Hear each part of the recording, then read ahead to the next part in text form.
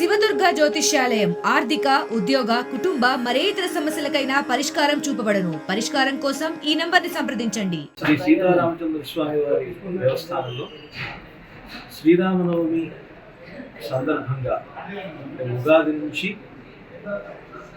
పూర్ణిమ వరకు 15 రోజుల పాటు వసంతపక్ష ప్రయుక్తంగా బ్రహ్మోత్సవాలు నిర్వహింపబడతాయి. శ్రీరామనవమి నాడు జరిగేటువంటి సీతారాముల కళ్యాణ మహోత్సవానికి ఎంతో ప్రాముఖ్యత ఉంది. ఈ కళ్యాణోత్సవంలో ప్రత్యేకించి తలంబ్రాలు సీతారాములకి సమర్పించడం అనేటువంటి ఆచారం అనూచానంగా భద్రాచలంలో ఉంది. అయితే మన తెలుగు రాష్ట్రాల్లోనే ఈ తలంబ్రాల వేడుక అనేటువంటిది ఎంతో విశేషతను సంతరించుకున్నటువంటి ఒక ప్రత్యేకమైనటువంటి వేడుక. భద్రాచల సీతారాముల కళ్యాణోత్సవంలో శ్రీరామనవమి నాటి సందర్భంగా తలంబ్రాలు సీతారాములకి సమర్పించడంతో పాటు ముత్యాల తలంబ్రాలు కూడా ఆ సందర్భంగా స్వామివారికి వాడటం జరుగుతుంది. అంతేకాకుండా ఈ ముత్యాల తలంబ్రాలతో పాటు స్వామివారికి వినియోగించేటువంటి తలంబ్రాలను ఒక ప్రత్యేకమైనటువంటి పద్ధతిలో తయారు చేయడం జరుగుతుంది. ఈ తలంబ్రాలు కలిపేటువంటి పద్ధతిని మన భద్రాచల దేవస్థానంలో సరిగ్గా పాల్గొన పూర్ణిమ నాడు ఆ సందర్భంగా ఆ రోజు జరిగేటువంటి వసంతోత్సవం డోలోత్సవం సందర్భంగా ఈ తలంబ్రాలు కలిపేటువంటి వేడుక, పసుపు కొమ్ముల్ని దంచేటువంటి పద్ధతి అదంతా కూడా ఇక్కడ ఏర్పాటు చేయడం జరిగింది. పాల్గొన పూర్ణిమ నాడు భద్రాచలంలో స్వామివారికి వసంతోత్సవం డోలోత్సవం అనేటువంటిది వైదిక పద్ధతిలో జరుగుతుంది. ఈ కార్యక్రమం జరుగుతూ ఉండేటువంటి సందర్భంలో 25 కలశాలతోటి స్వామివారికి ప్రత్యేకమైనటువంటి స్నపన తిరుమంజన కార్యక్రమం జరుగుతుంది. ఆ తర్వాత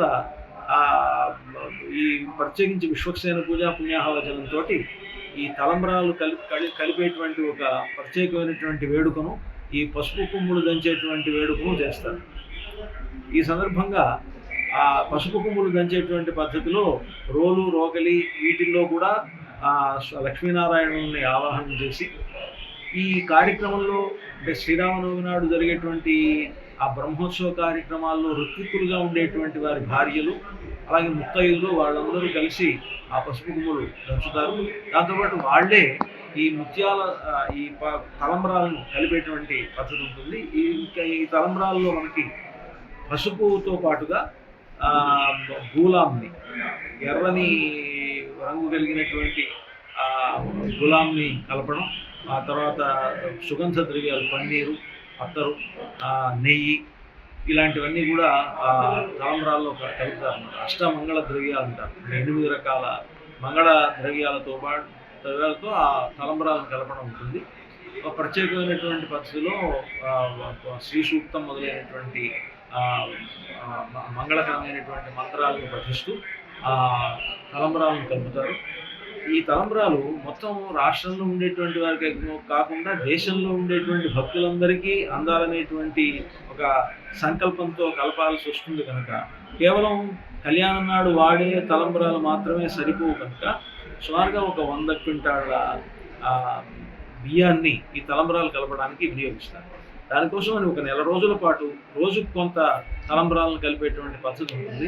ఈ 100 క్వింటాల్ అంటే 100 కిలోలు ఈ బియ్యాన్ని ఈ తలంబ్రాల కోసం వాడాల్సి వస్తుంది కనుక ఆ ప్రక్రియను 25వ తారీఖున ఈ నెల పాల్గొన పూర్ణిమ నాడు ప్రారంభించడం జరుగుతుంది.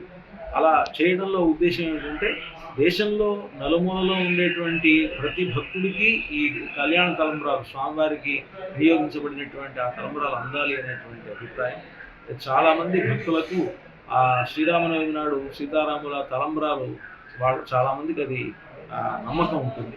ముఖ్యంగా ఈ సీతారాముల కళ్యాణంలో వినియోగపడినటువంటి ఆ తలంబ్రాలను ఎవరైతే శిరస్సును ధరిస్తారో వారికి అందరికీ శుభాలు జరుగుతాయని, అంటే సంవత్సరం మొత్తం మీద వాళ్ళు తలపెట్టినటువంటి ప్రతి కార్యక్రమము దీర్ఘంగా కొనసాగుతుంది సీతారాముల అనుగ్రహంతో అనేటువంటి ఒక నమ్మకం ఉంటుంది కనుక ఆ పద్ధతిలోనే ఆ తలంబ్రాలను కలపడం జరుగుతుంది. అలా కలిపినటువంటి తలంబ్రాలనే శ్రీరామనవమి నాడు సీతారాములకు వినియోగిస్తారు.